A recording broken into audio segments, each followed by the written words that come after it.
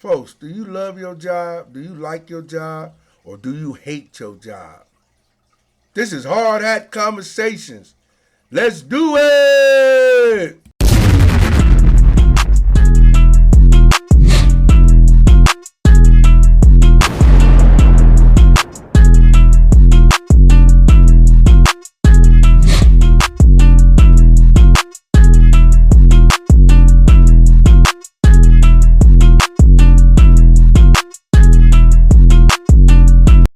All right, folks, this is Hard Hat Conversations coming at you on a Friday night, November the 22nd, 2024. I'm your host, Richard, stationed here in Cleveland, Ohio.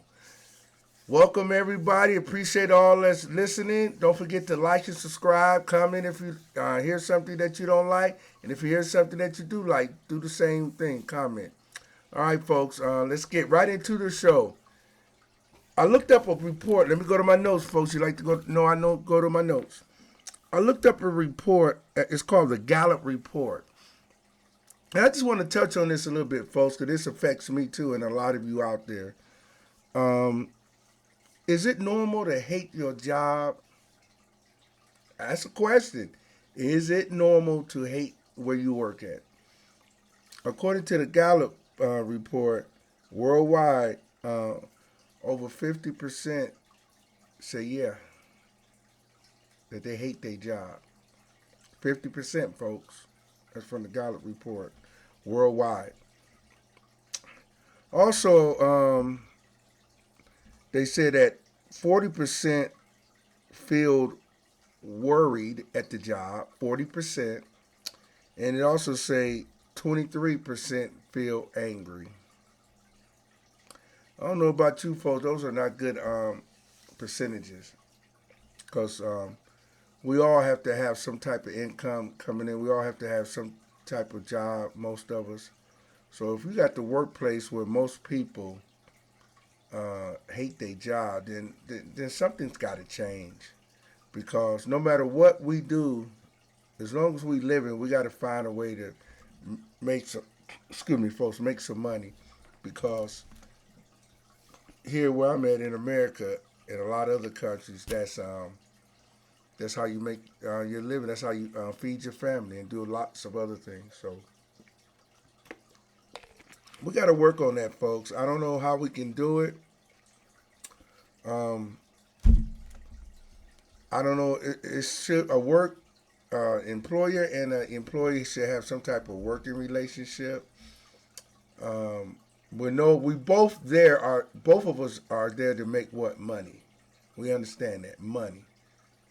So we and and we got to throw in some other kind of what you call, I can't even think of the word right now.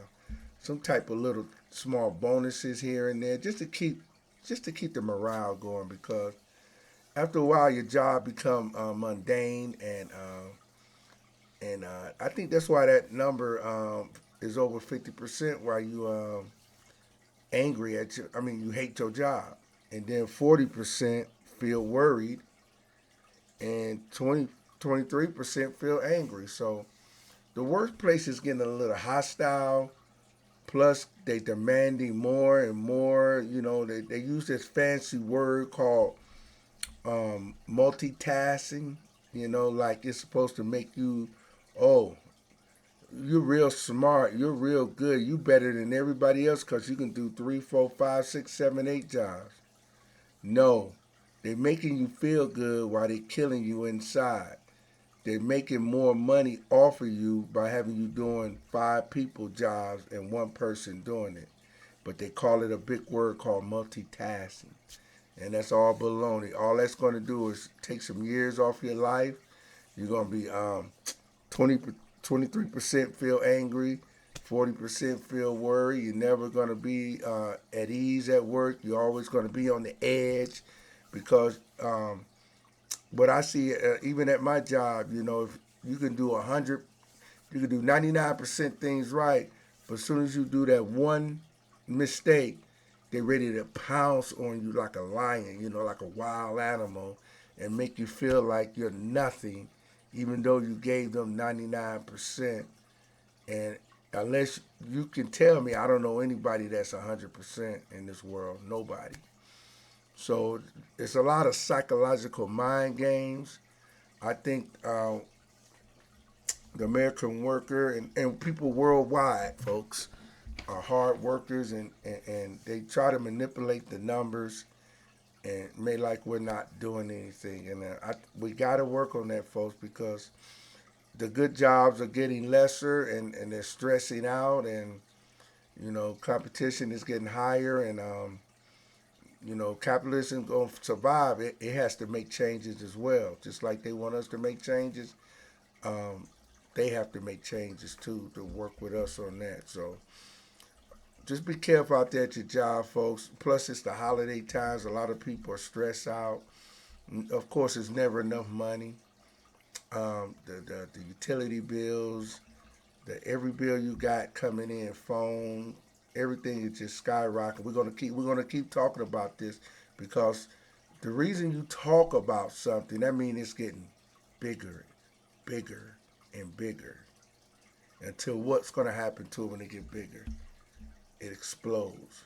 So if we don't say anything about it, it's just gonna explode, and then we're gonna be all caught off guard. But if we keep hammering at it, like I do with this gavel, we keep hammering at it. Maybe we can put some dents in it and slow it down. But that's the best weapon we have. We gotta keep going at it. We gotta keep putting it in the mind because if we let it go, it's just gonna explode. And you can relate to that with a lot of different things in life as well. Um, Next thing I want to talk about is how old do you think if you have children out there, mm, how old do you think your child should be to get a cell phone? Because I tell you folks, I turn my cell phone on, I get all kind of stuff, even stuff that I don't even look at, just pops up on my phone just like that, folks. So and stuff that is not good, folks, not good. And I'm like, what if a 7, 8 year old have a cell phone? They get access to this. It worries me, folks. And then we worry about why these kids are so grown like. They know all this stuff, the good and the bad, and it seems like they can't be a kid anymore. It's hard enough for us adults. When I took my lunch break or whatever, everybody head down and they like this. They on the phone. There's no communication. Um, we don't even conversate anymore. The only time we conversate is probably when we talking about somebody or laughing at somebody. How you gonna get to know somebody if you just on the phone and you're not conversating about nothing? So how old should your child be to get a cell phone? Like, subscribe, comment on it. My opinion, in today's society, what I see on my phone as an adult, if I had a 7 or 8 year old child, I know everybody gonna say, well, we need to communicate and be in touch with them. At 7 and 8, they shouldn't be alone anyway. So I'm pushing the button, folks, because I wouldn't let them have one to the 18 to keep the stress down. But I know that's unrealistic. Um, I would say around, ooh, that's tough. 10 years old, 12. You start easing them into it. I know they got parental guards and stuff, but you know how that is. It's like everything else. It can be hacked. It can be broken. But I would start slowly guiding them in with a regular cheap phone. Can't really do too much for at 10 years old. I would do that. Yeah. If you got another opinion and was a good age, let me know. Um, Another thing too, I'm just gonna run up. I'm gonna have a short show tonight, folks. Um, the Ukraine war. All right, uh, Donald Trump is getting in there. Just saw on the news. Joe Biden and Kamala Harris and them, they're letting Ukraine shoot U.S. weapons into the heartlands of Russia. I don't know what's going to happen with that, because I know if somebody shoot missiles on my property, I'm going to want to shoot missiles back on their property. So I don't know how that's going to work out. I don't know if there's a lot of talk, threats. You know how that is. Wolf tickets. You know how that goes. Or is it really a threat to happen? So, because we all know at the end of the day, if you want to be real, this is hard hat conversations. We're telling the truth. Everybody shoot off their missiles. We're all gone. There's no running to no basement. There's no hiding anywhere. We're all gone. So we really don't want that, folks. The war that Ukraine and Russia been going on for 1,000 days, almost 3 years, folks. I think it started February 2022, so we're heading toward the 3 year mark. A lot of money, a lot of lives, a lot of nothing going on. So that really need to be addressed, folks. We've been playing with that for the longest. These nations, these so-called other nations in the United States got to come together and do something. Somebody got to be diplomatic and compromise on something. Something got to happen. Something. Or this just going to keep going on, and sooner or later something big is going to happen, or people are going to get tired of giving money and stuff like that. Another thing I want to touch on, folks, is property tax value here in the Cleveland area, suburban area. I just read a report online. Excuse me, that city of East Cleveland, folks. They're really in a financial bind. Got a lot of blight going on in that area. But I read, and I hope I read it right. It said, everybody in Cuyahoga County property taxes just went up. So if you have a house, your property taxes went up. That's more money coming out of your pockets. It said East Cleveland property taxes went up 67%. Now, folks, East Cleveland don't have much there. So why are their property taxes going up 67%? Is there a reason behind that? It got to be a reason. Somebody got a blueprint of East Cleveland 10 years from now or more. Because what's going to happen is those folks that do got them houses that's left, probably most of them on a fixed income, and they're not going to be able to afford those taxes. And this is nothing new, folks. They do it in Cleveland, Detroit, Chicago, Memphis, Indiana, Gary, Indiana, all those minority cities. Because they do that and they buy it. The land is cheap, and it's like an investment. And a lot of these foreign companies are coming in behind the name of American companies and buying up the land. They even showed you on the national news how China buying up stuff. So you have all these other investors in these foreign countries coming in and buying everything in America. Some of them are using fictitious names, saying that they're American company, and they're not. And they just buying up all this abandoned properties and stuff that's in low-income areas. Especially those, remember I had a podcast before, I wrote about 18,000 income around the Huff area, 20,000 in Collinwood area, stuff like that. The land is cheap. The properties are cheap. And I think a lot of these companies, they get a big giant portfolio of all these raggedy properties and land. And a lot of that is tax write-offs. And they also holding it for future plans, as I said. So a lot of this is going on. I own a few properties out there, and I'm getting phone calls almost every day, letters in the mail. I mean, just getting hammered. I'm like, Well, I got a house in Cleveland, and they want it. They don't care where it's at. They don't care if you call it a bad. See, they don't look. See, like us folks that's local, they don't look at it as a bad neighborhood. They look at it as a money investment, and they always looking ahead. See, we always want now, now, now, now, now. Sometimes you can't get everything now. You have to look ahead and say, well, maybe in 5 years, you got to take it. That's why they call it investment, folks.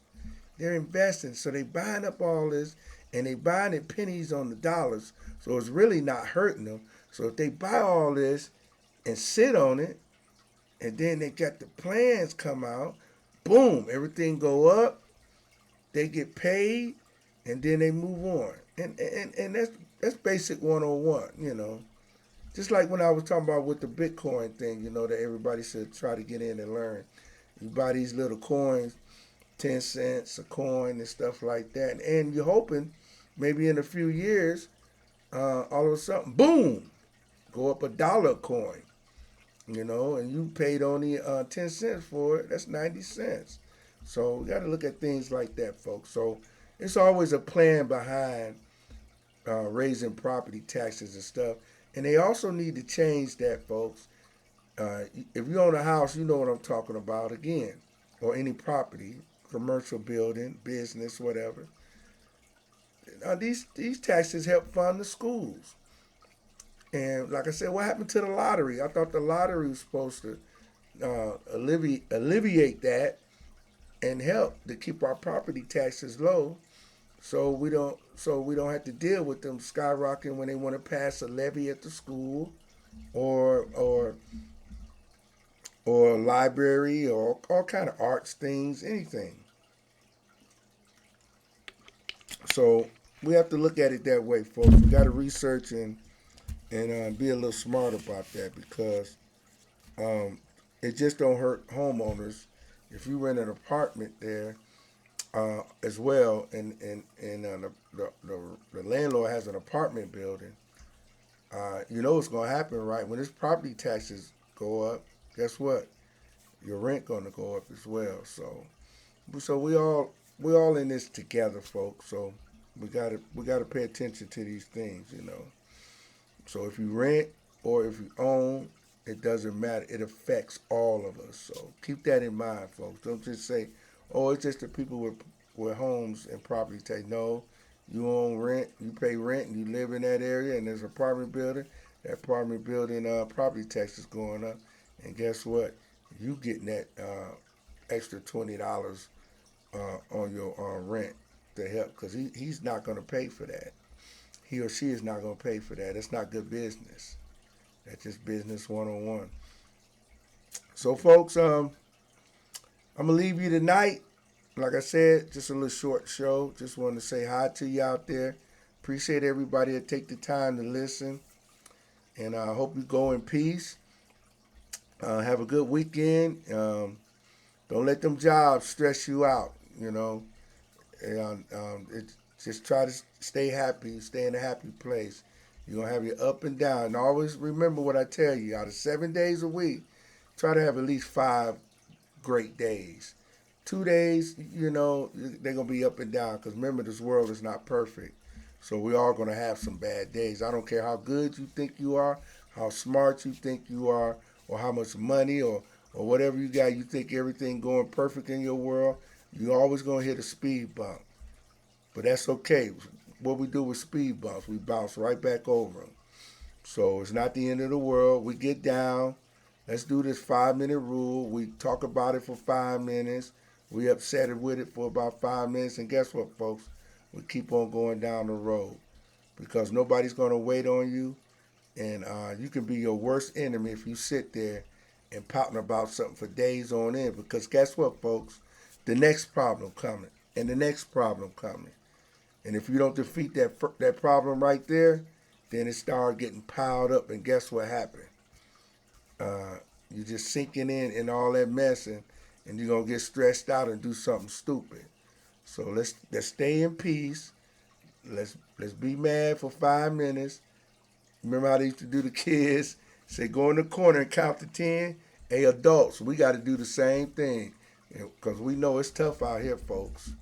It's real tough out here today, folks, because a lot of us are lost our morals. We all lost our compassion. We don't even know how to say thank you anymore. Appreciate your help. We just don't know how to do it anymore because a lot of our households are not getting taught that. And a lot of our families are being broken up. There's not no real families anymore. Everybody's this way, that way, up and down. So we gotta slow that down, folks, because that's not healthy. Don't let them out there in society tell you that's healthy because you got this and that going on. No, no, no, no, no. You got to keep some type of balance, folks. This is Hard Hat Conversations. I'm out.